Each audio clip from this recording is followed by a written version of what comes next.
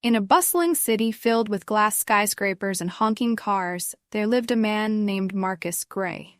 Marcus was no ordinary man. He was in his mid-40s, with a sharp mind and an unshakable determination that had helped him rise from humble beginnings to become a self-made millionaire. Born and raised in a small, struggling neighborhood, Marcus learned early on that life wasn't fair, but he never let that stop him. He worked tirelessly, building his own tech company that provided innovative solutions for businesses around the world. Despite his success, Marcus remained humble. He often wore simple, well-tailored suits, and his smile was warm and genuine. He believed in treating everyone with respect, no matter who they were or where they came from. One crisp autumn morning, Marcus decided to visit one of the largest banks in the city. He had an important meeting scheduled with a financial advisor to discuss expanding his philanthropic efforts.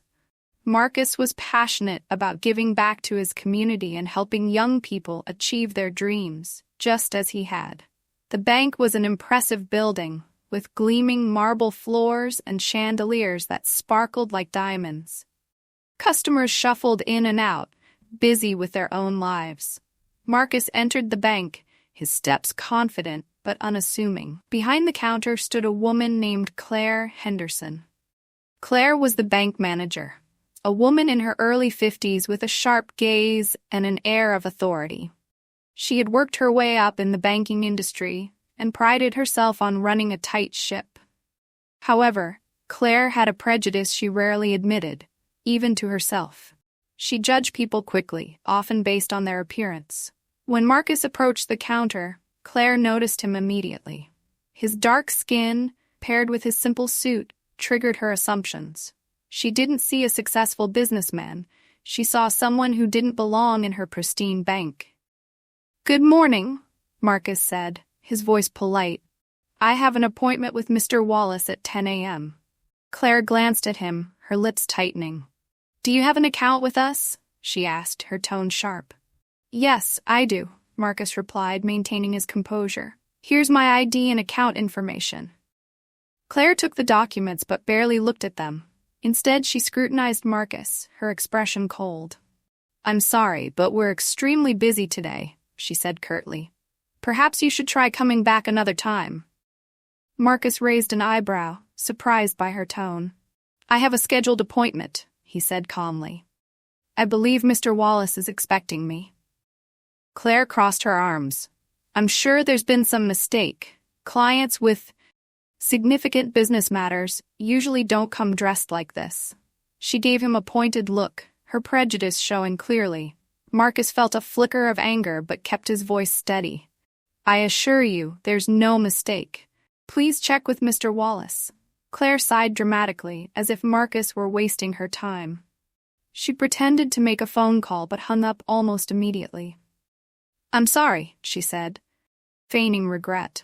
"Mr. Wallace isn't available." By now, other customers and bank employees were beginning to notice the tension.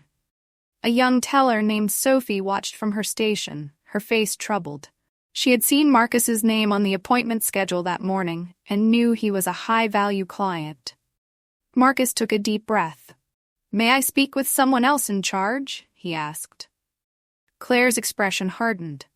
"I am the manager," she said firmly, "and I'm asking you to leave. If you don't, I'll have to call security." The room fell silent. Marcus stood there, his heart heavy. He had faced discrimination before, but it never got easier. He wanted to walk away, but something inside him told him to stand his ground.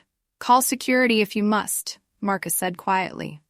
"But I'm not leaving until I've spoken with Mr. Wallace or someone else who can assist me." Before Claire could respond, Sophie stepped forward, her voice clear and steady. "Excuse me, Miss Henderson," she said. "Mr. Wallace just messaged me. He's ready for his 10 a.m. appointment with Mr. Gray." Claire's face turned pale, but she quickly recovered, forcing a tight smile. "Of course," she said stiffly. "Right this way, Mr. Gray."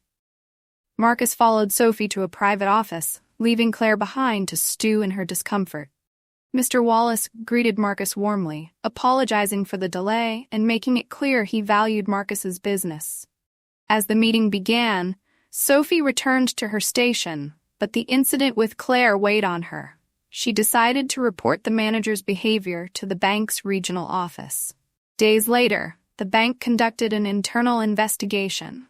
Multiple employees came forward, sharing similar stories of Claire's unfair treatment of clients. Her prejudice and unprofessional behavior had been a well-kept secret, until now. Claire was ultimately dismissed from her position, and the bank issued a public apology to Marcus. But Marcus didn't stop there. He used his platform to address the deeper issue of systemic discrimination, urging businesses to adopt better training and accountability measures. In the end, Marcus's grace and perseverance turned a painful experience into a powerful message of change. And for Claire, the price she paid was a stark reminder that prejudice has no place in a world striving for equality. And that's the story, guys. I hope you enjoyed this journey as much as I did in creating it. If you did, please don't forget to subscribe to our channel and hit that bell icon so you never miss a new adventure. And if you really loved it, share this story with your friends and family. Let's spread the word together. Thank you for watching, and until next time, keep dreaming, keep believing, and keep exploring. Hope to see you soon. Bye.